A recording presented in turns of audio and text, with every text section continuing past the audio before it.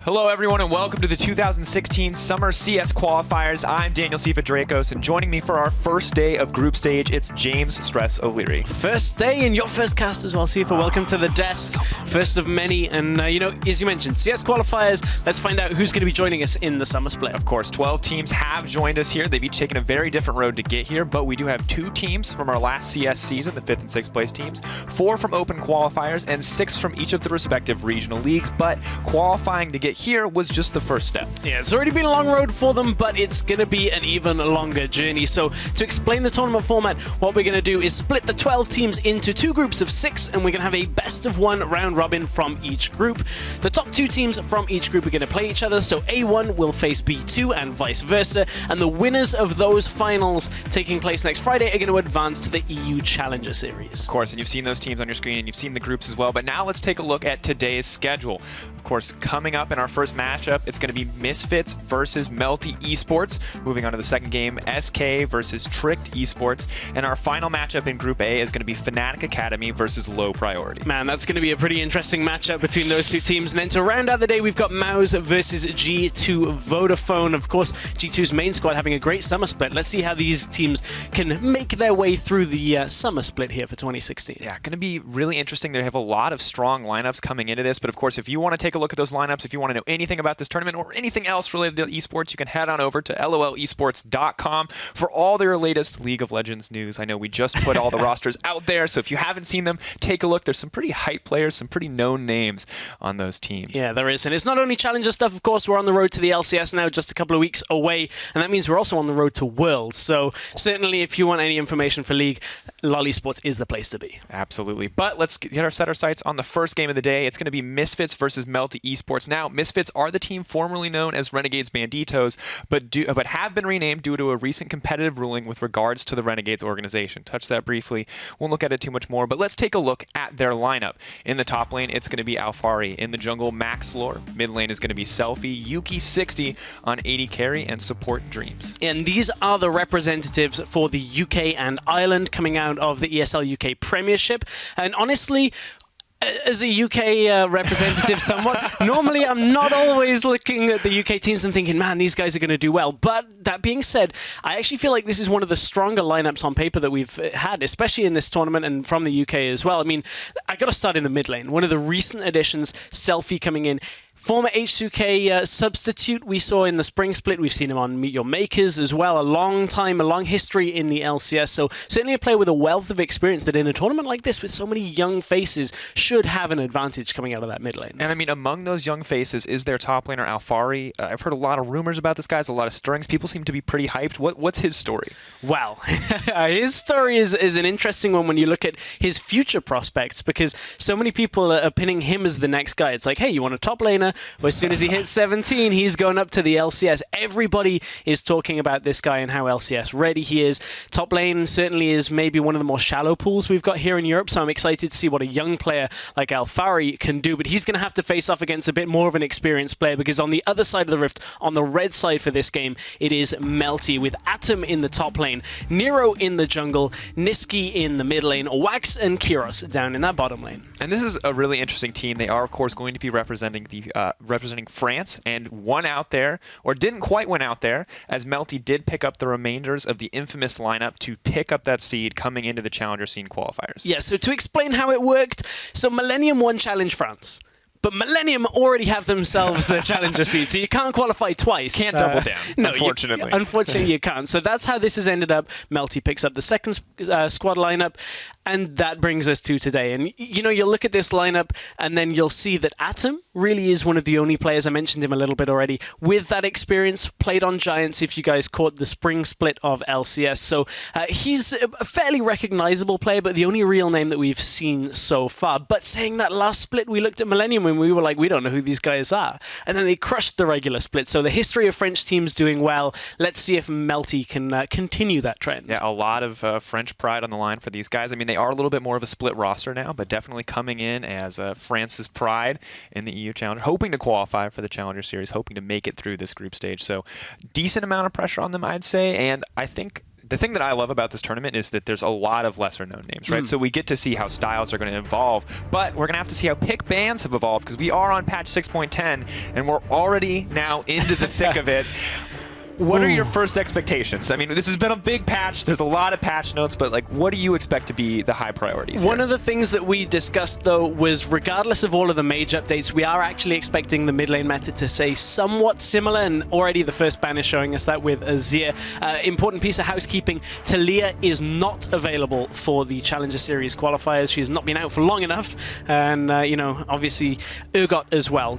Was not available on live. There was a hotfix. It is not applied onto this game. It will not be available for the remainder of the group stage. So I don't know if you were waiting for an Urgot. I personally wasn't, but maybe it could come out, and it's not going to be available this time around. But as predicted, those top tier bans that we saw in 6-8 are still around. We have the Ryze and the Azir both taken off the table already here in picks and bans, as well as the Maokai now added on. But I think that one of the more interesting things now that is going to evolve is we haven't seen support bans here. I'm expecting to see the tanks fall off a little bit in support as well. Alistair has been hit by a couple of nerfs, so certainly his priority is going down. But I'm looking forward to seeing if the European teams are going to go Soraka, Sona, Nami. Give me the MSI meta game. We weren't eager to jump on the NA support meta, but obviously, and maybe... I mean, but obviously Korea did incredibly well with it. Soraka has proven to be an incredibly strong pick, does change the way the bot lane works, and a lot of potential power if used well. So we'll see if the EU teams have started to pick this up, if they've adapted. We do see a few more bans coming out, though. A little more focus on the jungle, continuing to be a trend from 6.8, as Kindred and Nidalee are both taken off the table. And this is one of the roles that, when you look at it in isolation, wasn't changed from champion pool much at all. Obviously, the dynamics of jungle experience has changed. Some of the dynamics on lane swaps have changed, but when you look at the likes of a Kindred, a Nidalee, a Graves, there were no real major hits to those champions. So I am looking forward to seeing where exactly things fall, but when it comes to the bans phase, we were expecting fairly similar, no real big changes up until ban number 6 for me. I'm also looking at what is available, and right now we don't know what pick priority is here, because there's so much that's there. It's got to be a jungle, surely. It's got to be like a Graves here, I would imagine. And I'm not sure, but it looks like, ooh, on point. It doesn't even matter. It's a new patch, and you've already got it down. It's going to be that Graves instantly locked in for Maxlore and the side of Misfits there. So still a lot of priority there. Yeah, there was the outside chance of like the Malzahar that we've heard people talking about. I'm not expecting that to come out too much now. Will top lane meta remain Echo and Poppy? I feel like that's probably going to be that kind of tempo. We haven't seen big changes yet. Of course, this is one of the first games on 6.10.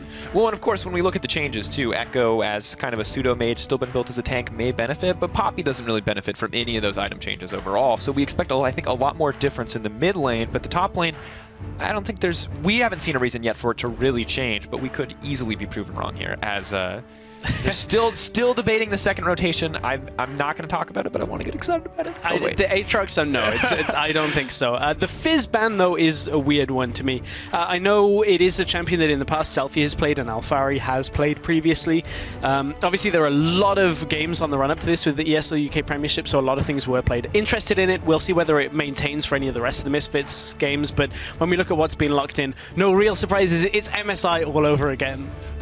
Echo, Caitlyn. Caitlyn's so strong, and if you guys didn't catch how a lot of these teams qualified here, we saw in the open qualifiers, Caitlyn was a really popular pick, specifically on a number of the top teams. So it doesn't surprise me too much to see it here in 6.10. It was played on 6.9. No changes in 6.10 for her, so looking just as effective as ever. And Echo, I mean, what do you say about this champion? He's so strong. Changes keep coming out, but he keeps coming back. And really, I think that even with the new mage items, he may still, I think he's a top laner, but that new catalyst is so scary on a guy like this. Yeah, that's the thing. There's so many changes. I'm expecting it still to be Tank Echo in the top lane. There is the possibility to move around. On the other side, we saw the Trundle locked in, obviously Flex. Ezreal locked in, saw a lot of that, especially out of SKT when you look at MSI. So no real massive changes again. What we're figuring out is there isn't really anything different. And with a Caitlyn, it's going to be a ranged support as always, pretty much. So stick with what you know, I guess, is the strategy so far. But Trundle, potentially the flex pick, could be top lane, could be support. A little bit of flexibility there. But Ezreal, good old Ezreal, does what he does. Same time, same thing every time. Will it be the likes of a Soraka? That's what I'm interested in. One of those sustaining supports, somebody that is going to keep you healthy throughout the entire laning phase. There is a lot of options available.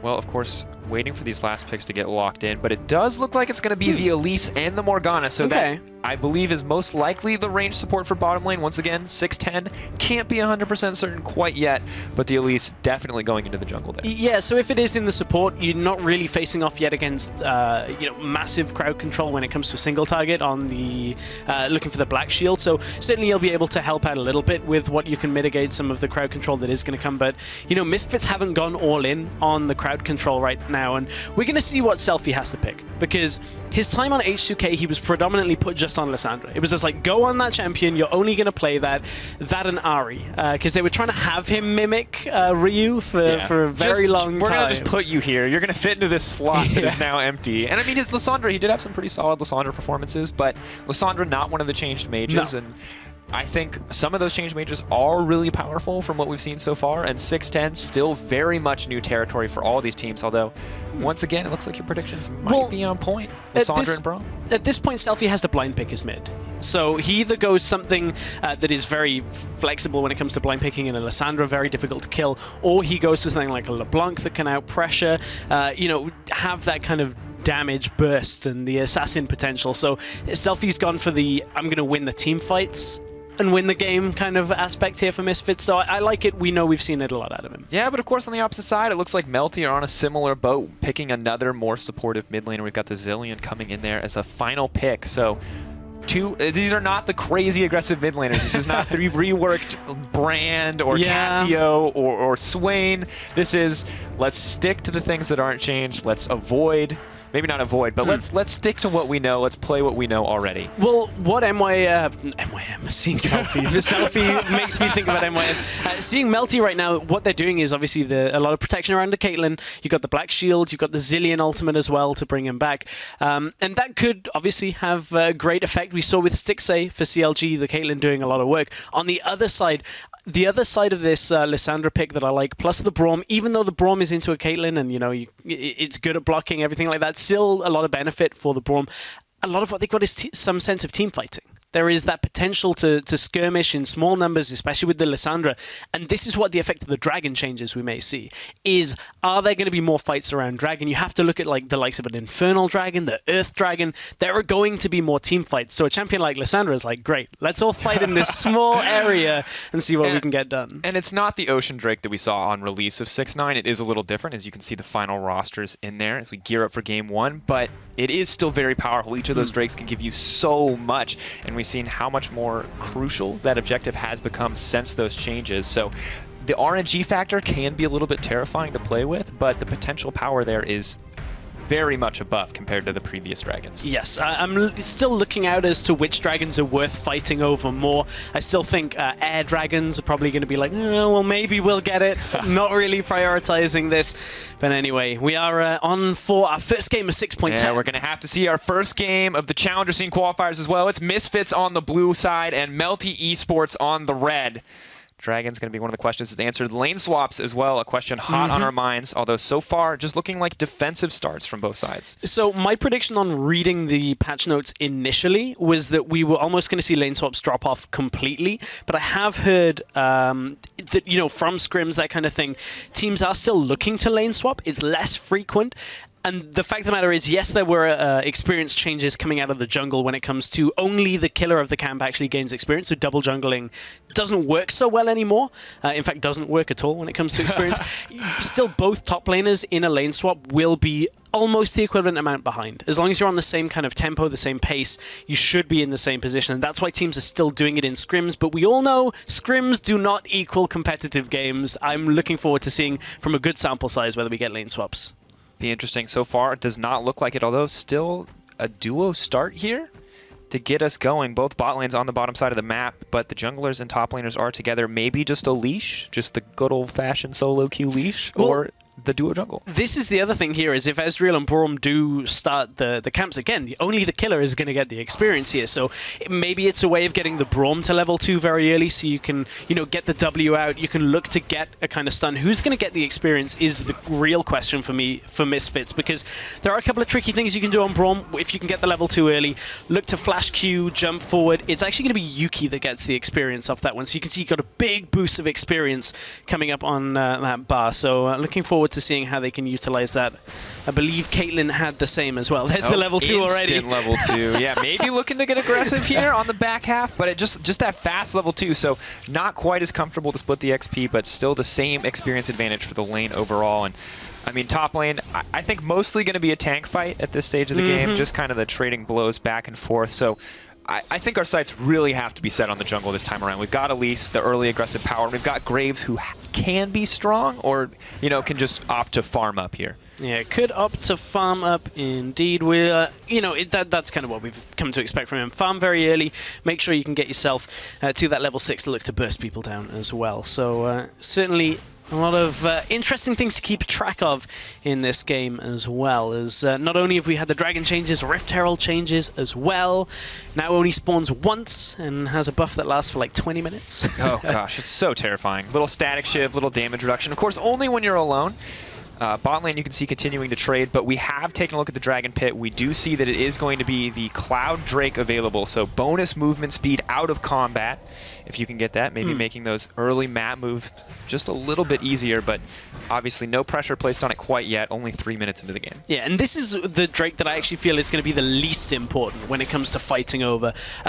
Bonus movement speed outside of combat is the key thing. It would be far higher priority if it was in combat as well. If it was especially like for this Graves. Graves, the only thing he needs is a little more movement speed. Get point blank, dish out the damage. But yeah, I see what you're saying. It's hard to get a lot of value out of that. Exactly. And you know, we're going to see that evolve when it comes to which Drakes are more important, what is worth more than a tower, what do we trade, what do we never give away. That is what we're going to see kind of evolve over the next couple of days. And I think it's one of the most intriguing things now about getting to see one of the first tournaments after 6.9. Of course, you can see not a whole lot of pressure placed down by either side quite yet. Small CS advantage in the mid lane only because Selfie has been able to push in that wave.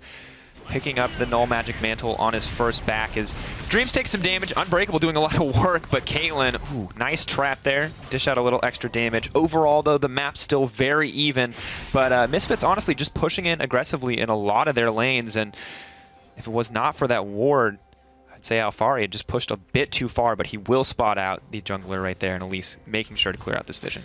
Yeah, spot him out. He's going to drop that pink. Early pink has been taken. Obviously, a minor change now, only 4 health, still fine. What Regenerates? Well, the thing is, it now makes it slightly easier for Graves to clean them out, because now he doesn't have to do 3 reloads. He still has to do 2 reloads, or 1 reload, rather. It's still a rough life, but the aggressive invade coming in here. Maxlor may be hoping to get a little bit extra. Yeah, looking for it. And a lot of you may think, well, why is Maxlor here? He's an LCS player. Well, he is eligible for, you know, to substitute into the top lane he goes. Trying to make gank pressure go down here. Adam, though, just going to shield that one and walk away, but that's a fat bit of damage. And Dreams, Dreams. How many taps is he going to tank? Ooh. Oh, no, that's not a trade you want. Nothing dropped quite yet, but that's a summoner spell burned out for nothing. Yeah, heal used, and Melty have got themselves running the exhaust here. They're going to try and mitigate the damage rather than the ignite. So you can see, had they had it, perhaps could have picked up the kill, but Dreams certainly are taking so much damage in that bottom lane. And, you know, that's the difficulty of this Caitlyn Morgana lane. You land 1 binding, you step on a trap accidentally, anything like that, and you're going to get chain CC'd. The damage is going to come out, and you can see how much those headshots start to do from the Caitlyn already. Wax is going to start ramping up in that damage fairly significantly. Yeah, definitely. And the farm remaining relatively even, but you can see that all the pressure Caitlyn is putting down is starting to cost a little bit of farm here for Yuki 60 in the bottom lane. 5 difference at this stage, nothing too major yet. We'll get back a decent amount as this wave crashes in, but actually forced to back out here. Really not where you want to be in the early game. I find it interesting that Selfie has opted for the Dark Seal already. I mean, had to back, so did choose, obviously, to get one of those smaller items when it comes to what he's looking for. Building, towards the Abyssal Scepter as well. Very interesting, though, because he hasn't gone Corrupting Potions, so you don't really get that maximum utility out of it, you know, with the enhanced potions. He obviously does have 2 in his inventory that he's purchased, but, you know, when you look to snowball with an item like this, maybe it's going to be effective from Selfie. He should theoretically never die from his ultimate, should be able to pick up assists, pick up kills in fights, so we'll see how he manages to stack it up, but certainly a confident first purchase. Yeah, and you can see him waiting in that bush, hoping to find someone out, but the ward did spot him. Just barely outside of that pink ward's vision range, and so as a result kind of limiting his ability to make a play there as support's ready to trade blows to try to secure that vision on the bottom side. So both teams making moves. Trundle, I got excited about that TP. I was like, there's people around the dragon. Are we doing it? Are we fighting? And no, he's just going back to the top lane. Nothing there quite yet. Dreams has roamed up, though. Found himself a pink ward. So we're looking perhaps to try and pick somebody off in that top part of the river there around mid lane. But at this point, a fairly slow-paced game to start things off. Not really had any skirmishing. A bit of that trading in the bottom lane has opened up a lead for Wax, but it's to be expected at this point. I mean, Yuki's never really going to be looking for any kind of kill pressure, and Misfits can't really look to kill anybody in this lane, so we kind of are playing a waiting game right now when it comes to bottom lane, at least. Yeah, but Misfits are slowly winning that. As you can see, a pretty decent farm differential on the top lane. Potentially some action here in the top lane. Had to hold my breath. I was like, is she going to reactivate it? Zilean, though, quick to punish. Wants to throw down at least a little bit of damage for that exchange. But it looks like the red buff does go over to Misfits. So slight advantages gained left and right as Alphari just continues to be so aggressive on the top side of the map. And all AD. Corrupting Potion, double longsword pickaxe coming into this Trundle. Well, I mean, that's what we've known Alphari to really be. When you look at his performances in the ESL UK Premiership, when you look at his performances in certain other Challenger tournaments that he's played in, always been a very aggressive laner. He's looking to dominate, and that can be a good thing, but it's also a double-edged sword because he has been punished for it. If you put a lot of priority top lane, he can be caught out, but it's bottom lane. Here's the trade. Change CC, but Ezreal's dishing out so much damage. Yuki, tired of his support getting picked on, throws some blows back and walks overstaying his welcome in that trade. Nothing exchanged, but man, these guys are waiting on a razor's edge to just blow each other up the second they get the opportunity. And at this point, you can look at the itemization. Yuki opting for that cull alongside the tier. Actual damage is fairly low when you compare it to a BF sword Caitlyn. That's not somebody you really want to trade too prolonged for, but in that situation, Yuki had the right trade. Dreams had eaten a lot of the crowd control early on in that skirmish and was able to turn it back around, so certainly working a little bit better for Misfits. Top lane, Atom doing so much damage. Chrono Shift still available. Adam still so quick to get out, but you can see how strong that Trundle is. Use that Subjugate there, and suddenly those little bits of resistances that Echo has. Trundle's basically doing true damage at this stage of the game. And now we're setting our sights on Elise and what could be the most obnoxious line of traps we've ever seen. So if she can get this pressure down, although it looks like she's opting to back instead. Problem is, when will Dreams be 6? He's only 2 minions away, 2 or 3 minions. So if they look to tower dive here, that is actually a fairly risky play if Braum gets it. There is the level 6. You don't really want to go aggressive under that tower. Does have the black shield, but Graves still floating around this bottom side of the map. Clear out a bit of vision here, but at the end of the day, no one's going to make the aggressive move quite yet. No reason to risk anything at this stage of the game. And you saw earlier the trade of blue buffs in mid lane and things just kind of on schedule for a slower paced League of Legends game. Nero finally backing up here in the bottom lane, and this duo left to their own devices, but things have been working out pretty well for them so far. You see 75 to 91. You talked about the trouble. You don't want to trade with Caitlyn? Well, apparently that means giving up some farm here on the bottom side of the map. Exactly, and that's the thing is Melty aren't looking to dive. You know, even with the trap line, they're just looking to harass down. So Elise kind of backs away because there's really nothing that they can do in that situation. They're already chipping down the tower. You're already way over 2 waves of minions ahead here. So no reason to dive. All you got to do, allow that Caitlyn to just do her job. Chip them down, move back, harass them down, constantly stop them from farming, and get the lead that way, because this is the point where she's going to be effective. But Atom in the top lane. Graves is coming up. Junglers are on the way. Adam does have the Chrono Shift. He's going to snap back, but he does not. Oh, the damage, the burn, 2 minion shots. Pot going to be just enough. Oh my gosh. Adam had to be saying a prayer right there. It's on the way. It's flying up. It's not going to. It's not getting. No. There's no. Okay. Just going to hit the Zilean on the way back to lane. Adam making it out safely, but you can see Alphari continuing to dominate here. The CS lead's still very much in his favor, and every time it seems like Adam tries to go forward to trade, it's just pillar behind you, hit you with the pole. Things just keep working out in favor of Alphari. Yeah, constantly going in Alphari's way, and you know, he's even building that aggressive route, looking for the Ravenous Hydra, at least looking towards that kind of way. I'm interested now to see exactly where the mid lane builds go, because the makings of a Rod of Ages on Niski. On the other side, the Abyssal Scepter for Selfie has been completed. Of course, this is the now reworked Abyssal Scepter, gives you cooldown reduction as well, costs more money to build, so Selfie has got that completed. Works pretty well on Lissandra as always, but now she gets that extra CDR. Super nice. A lot of those mid lane items with additional CDR, so I'm expecting maybe to see the rise again of Sork boots. Just because otherwise you go, well, if I get an Abyssal, and I get a Marilla Nomicon, and then I get a Zhonya's, oh, I'm at 40. It's like, so maybe a different boot priority. Maybe Swifties. Maybe. Sometimes you gotta get Swifty. But the problem is all of the items that had like CDR added to them, or at least when you look at Zhonya's Hourglass that had CDR added to it, they took a lot of AP off the top. It's not a needlessly large rod item anymore, so you need a little bit of damage coming from somewhere else. They obviously reduced the price of it as well. I'm just interested. Flash! Whoa! Back shield not even going to come out. That's a quick combo with spells and a fast first blood for Misfits. Definitely proactive moment of play there from the team. And that's the danger of crossing through an area like that against this Misfits lineup that want these small skirmishes. You get next to a wall, you get locked down, Graves blows you up with the Lissandra. So Selfie had to use his flash, but gets the kill for it, gets 2 stacks onto that Dark Seal as well. So already making it somewhat pay, and we'll see if he can continue to stack that up. Now doesn't have his ult, doesn't have his flash, so somewhat susceptible, but always is going to have that claw. And you can see the pings coming down on the map. They're maybe looking to make a play on the bottom side. They saw Elise on the top side. They have vision on the bottom side now, and Ezreal and Braum getting aggressive on this push. They know that the jungler's nowhere around and that they can push as hard as they want to here on the bottom lane.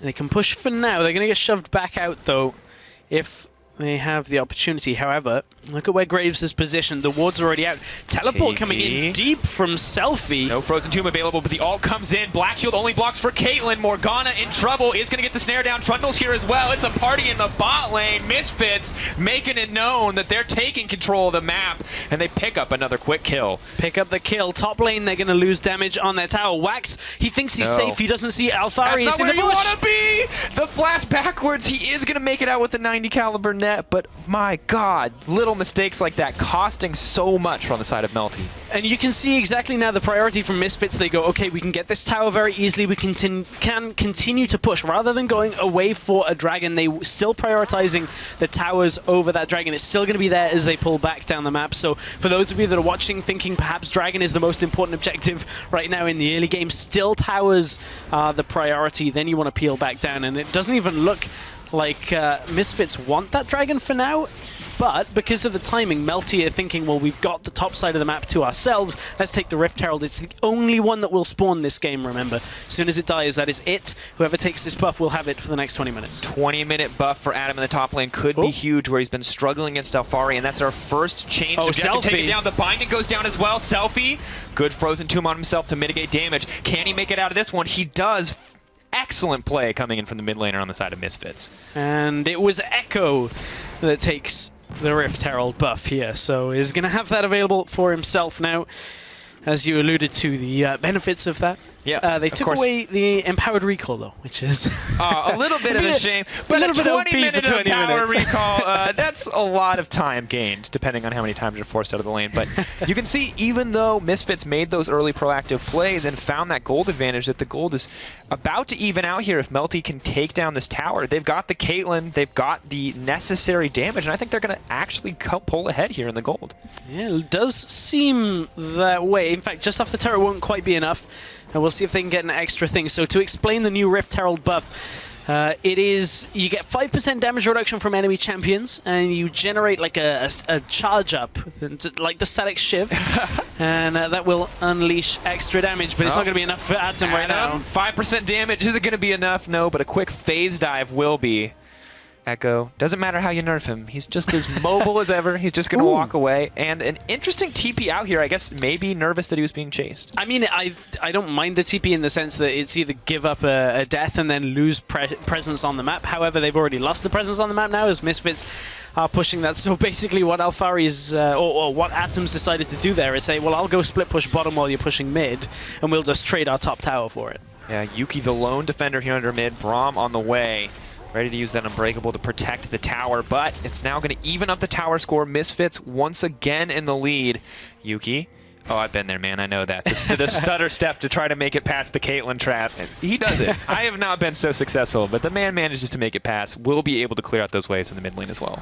Yeah, it's so frustrating. Although I've been playing a lot of Caitlyn recently. Oh, so as you're, soon as you you're can the trap bane of my things up, existence. Yeah. The 4 traps under tower, you can see Ezreal just has to arcane shift backwards, doesn't want to risk hitting those, and they're still clearing the waves. Caitlyn's not the end-all be-all at this stage, but those traps just keep getting scarier as we move forward. I love like the slot machine or the roulette wheel of when you get somebody step on a trap and you can like headshot them, and it's like, do I just get in range on the little icon thing? So this is going to be our first dragon of 6.10. I wish we had some celebratory like party poppers or fireworks. Not quite. I'd make the sound effects myself, but I feel like no one would enjoy that except for me. And the dragon, of course, is burning down. This is, once again, the Cloud Drake. Going to give that passive movement speed and making some moves to potentially contest, but they back off in the end. And we talked about the you talked about the slot machine of Caitlyn not wanting to step forward and take that shot. Well, Dragon also a little bit of a slot machine. We're going to have to see what the next buff is going to be. And teams didn't seem too excited about the Cloud Drake, but the next one could be more important. Yeah, it could be. I believe the next one is Ocean by the looks of it. Still have to... Every time I look, I have to like peer into the screen and try and decipher what it is. Decipher the secret symbol. Yeah, it's like hieroglyphics on the wall. Like they're trying to send a message. It's a message from the past. Is going to be that Ocean Drake, as not noticed. I was going to say as predicted, but obviously you looked at it. Oh, moving in. Selfie once again caught under the tower. Not burning the ult quite yet, but hitting multiple traps here. He can't step back on another one. Oh, no. Just edges his way through. At that point, you wonder whether you put the ace in the hole and you take the other gamble of whether people block each other. Yeah, and I feel like this is the quintessential top. We have a top lane tank and 2 utility mids game. Is that we've got a lot of farm lanes and we've got 1 lane full of Caitlyn traps, and we're going to talk a lot about the lane full of Caitlyn traps because.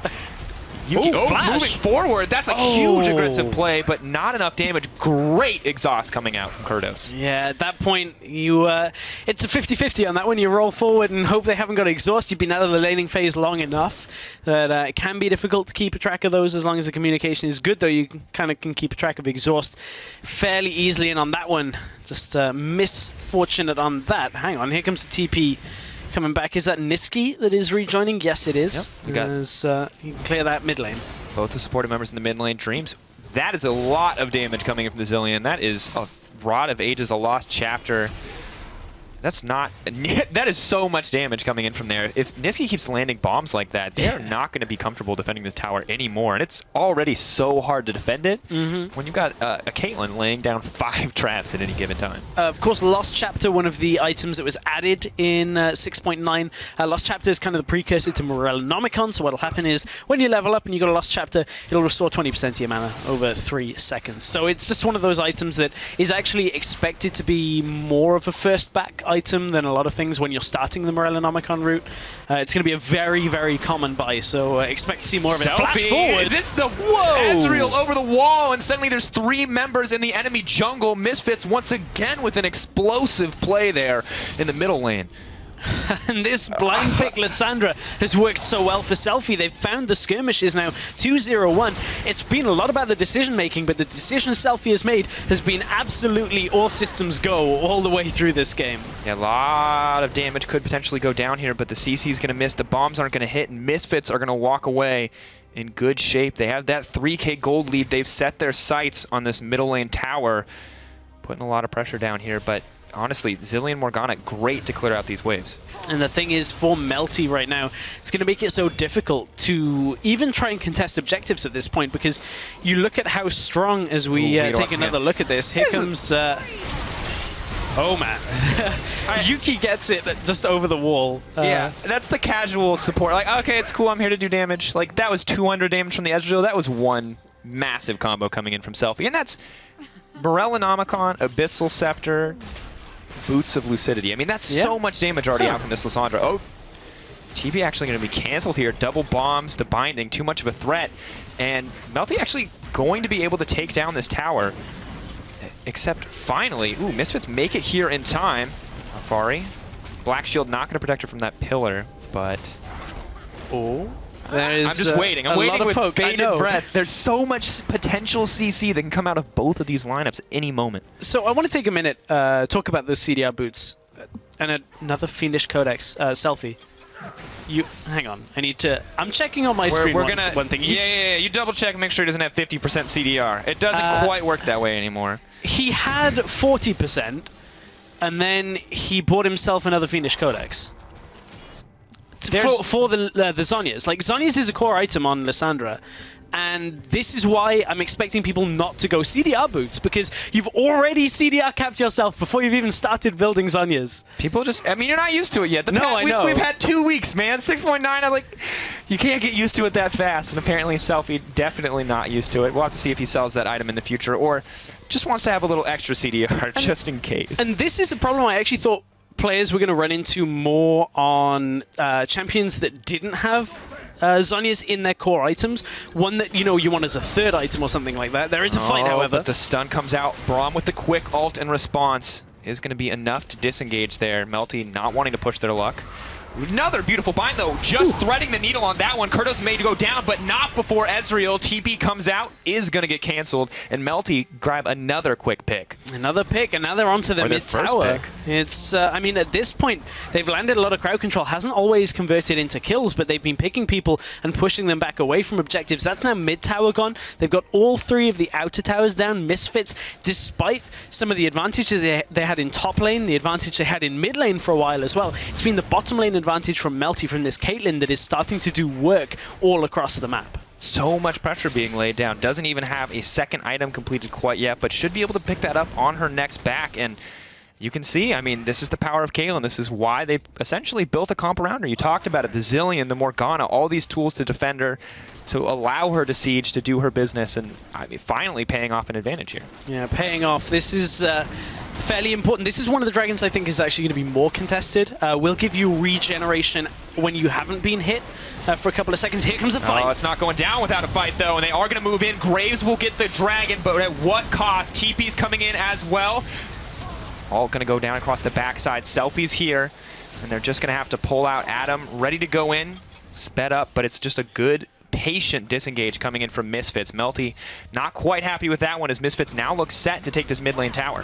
Oh, Melty want to push in here. Oh, double stun! Beautiful! They're moving in. Lissandra's in the back line, though, and the action continues as Adam picks up one. Suddenly the team can focus back in. Max Lore, 2 stacks, 3 stacks, burned down. Alfari, not enough strength to handle 4 members of the team. They're trying to disengage. The perfect binding. Everything Melty needs, and they turn it around instantly. Beautiful fight. Selfie, though, picks up the kill. The ice shard shatters, and another one goes down, but who really came out on top? At this point, it looks like it's going to be Misfits. They got the dragon, remember, at the beginning of this whole engage, and now they're going to look to equalize this mid tower that was pushed before. Minion wave will push up. Nobody from Melty can keep it alive. Atom doesn't have his teleport here, so it's going to be Misfits taking the lead from that, and this was the fight again. And keep in mind here, the Zillion ultimate was available, and I believe Niski dies with it up because he just did not expect the burst damage that came from Maxlor. Had the Zillion ultimate at least been used on himself, this fight could have been entirely different because of how low everybody drops from this. Look at the damage that turns around now from Selfie. Could maybe look to pick up more, again using his flash aggressively in this fight. And even though the bindings landed for Melty, just not getting that Zillion ult out was critical in that fight. And Selfie really carrying these team fights. 3-0-2, 100% kill participation for the team, shutting down the Zillion before he could even get that ult down and flashing forward aggressively to grab yet another kill before they take the tower. And Melty are making moves to get back in the game. They're showing that they can fight, that they can play. Niski taking a bit of damage, but it just hasn't been enough for them. Misfits maintaining this 2K gold lead and now grabbing themselves a dragon as well. And you mentioned Selfie basically carrying these fights. I mean, it's a quintessential pick for him. As we said, saw it on H2K all the time when he was subbing for Ryu. And now we're in a meta where we're going to have more fights, more skirmishes like that. Even though the dragon had already died, didn't matter. Misfits still found themselves the fight. Here comes another fight their way, though. TP's are in. They're ready to go in. Lysandra goes over the wall. Niski, is he going to ult? He does it this time. Zillion will be back. It's just a matter of seconds, but Misfits are geared up and ready for him. Alfari on the backside. He's not dropping, but the front line for Misfits isn't even there, and they're getting burned through so quickly. Melty bit off way more than they could chew. And Melty right now, they cannot get Wax into this game properly when it comes to the team fights. He's got the Hurricane, so his range is fairly limited when it comes to team fighting, although if he can get those autos out, it's going to hit multiple people. But he's just not able to auto consistently throughout the fights because he's in too much danger from this Lissandra, from this Trundle running all the way through the fights. And we're going to check it out again. Teleports come in early here from Melty. It's Atom that gets there first. And you can see Niski already getting burst down by Selfie. And look, over at the side, Wax is not able to auto safely. He gets one out in this fight and then has to run. One more onto Selfie was enough to at least deal some damage and force him back, but Wax is not able to consistently auto his way through these fights because he's opted for extra wave clear with the Hurricane and extra, multi-person targeting rather than a rapid-fire cannon to get that slight extra range. Yeah, and it's just honestly has not been enough for Melty overall in these fights. You saw Alfari 2v1ing on the top side. Excuse me. Admittedly, jungle and support are the ones that he's fighting, but you can't afford to just let that Trundle run free in those fights. And while Trundle's essentially taking up all of the CC on the team, buying all this time and attention, you see what happens when Ezreal and Lissandra are just allowed to run through your team to pick up those kills. And of course, this time it's only Zilean dropping, but as we move further in the game, those fights could get really bad really quickly. Trundle running free. It's like a free-range Trundle, and not like battery farm Trundle. He's Troll King. he goes, I'm not going to say he goes where he pleases. Obviously, someone else does that's gimmick that. infringements. Yeah, I got it. He's Executrol, man. Well, we'll see whether he can execute any better on this game, because Alfari, as much as he's having good presence in team fights, yet to get a kill on the board. True. 2 assists and a death, but killless. Creating a lot of pressure, but of course better scoreline and now better farm for Adam on the top side of the map. Oh, Chain CC coming out. We talked about this. Braum, though, going to respond with the ultimate. Wax, so much damage. Graves not quite going to have enough, but if one more stack had landed on like concussive blows, that would have been it for Caitlyn. And now Baron appears to be the center of attention. Melty are ready to fight. They're ready to contest. Morgana's taking some damage. 2 stacks, 3 stacks. TP gonna get the stun over the wall. Shot over the wall to grab the kill. TP moving. Adam ready to stun. He does lock down Selfie. Selfie cannot get into the back line. They're pushing forward. Melty once again managed to pull out the disengage that they need there. And again, this is Misfits looking for these skirmishes. They had a good setup that controlled the vision around the Baron area and are forcing Melty through. Selfie is still looking for a flank off at the side. Can't quite find the right way in, but look at Misfits. They're actually split up here. Selfie stunned. Selfie in trouble. Can he ult himself in time? He does manage to get it out. That's so much damage. Echo with the snap back. Will he get a kill before he goes down? Zanya says no. Selfie's still living. Nero gonna grab Dreams. Yuki looking for the 1v1. Is not gonna get stunned. Beautiful arcane shift, but Caitlyn's back now. Trundle on the way. Can he actually outplay? She's so low. There's just too many traps, though.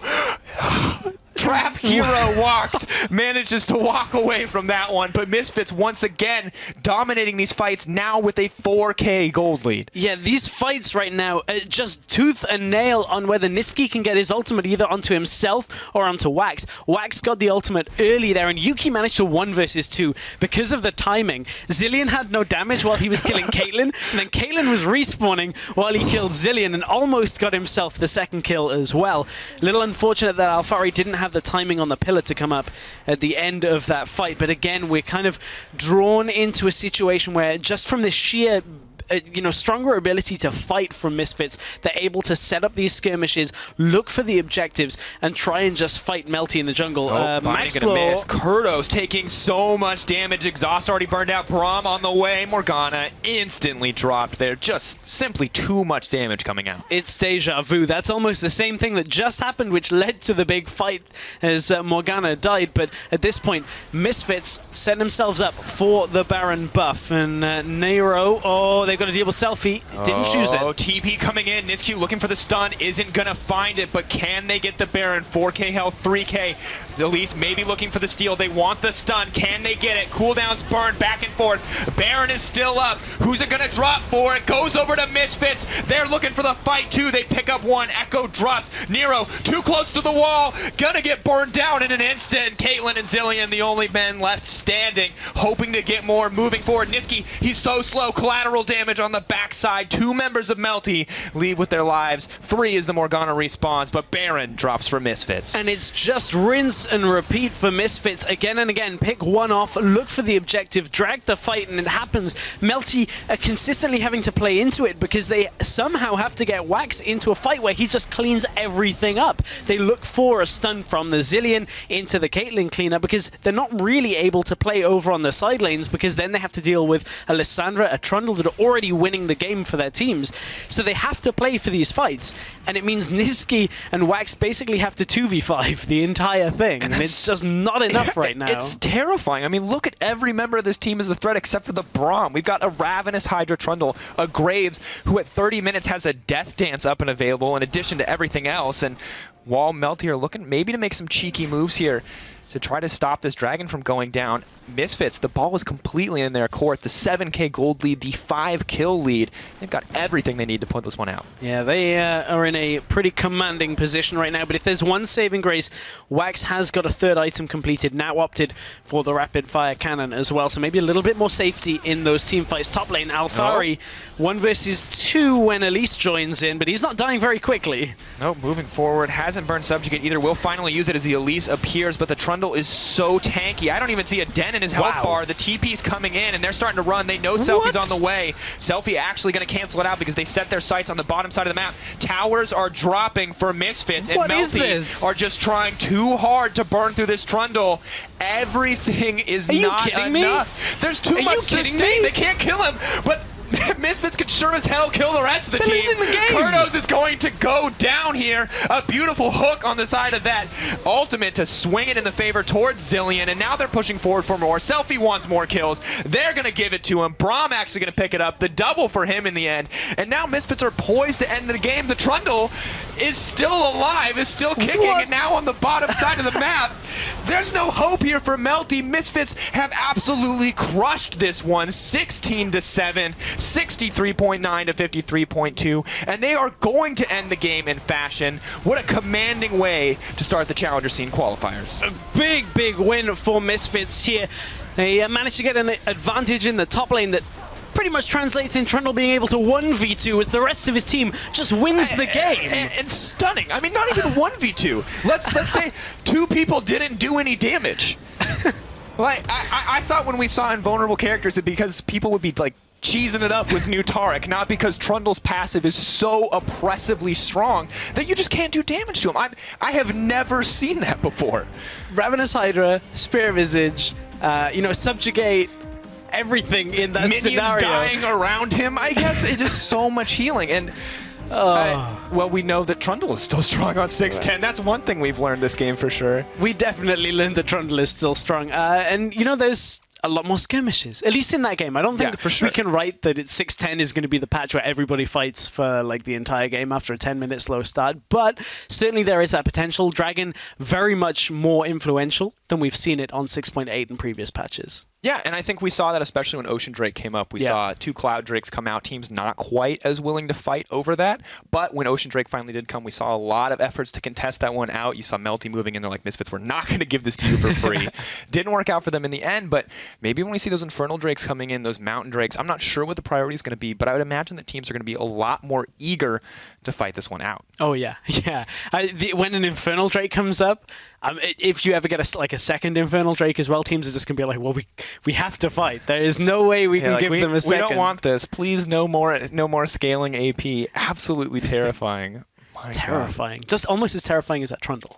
Well, the Trundle was I distinctly overwhelming to play against, and I would say just not where you ever really want to be in those games at all. Like, just so much raw power, and we didn't see him as like a huge threat. He was winning lane, and then suddenly he's 2v1ing and totally winning his team the game because there's no way they can go anywhere. Trundle's going to kill them if they don't kill Trundle, and so no one's really killing anybody in the end. Yeah, nobody's killing anybody, but you're losing the game. Selfie had a good game, though. When you look at it, had a pretty strong game. Max Law as well. I think we've still got a lot more to see from Melty. I think they still showed potential. Nero, their jungler, was looking pretty solid as well. So certainly it's not the end of it. First game out of a 6 best-of-1 format. Definitely. And that was so much excitement, but that was only game 1, so do not go anywhere because we have way more games on the way right after this.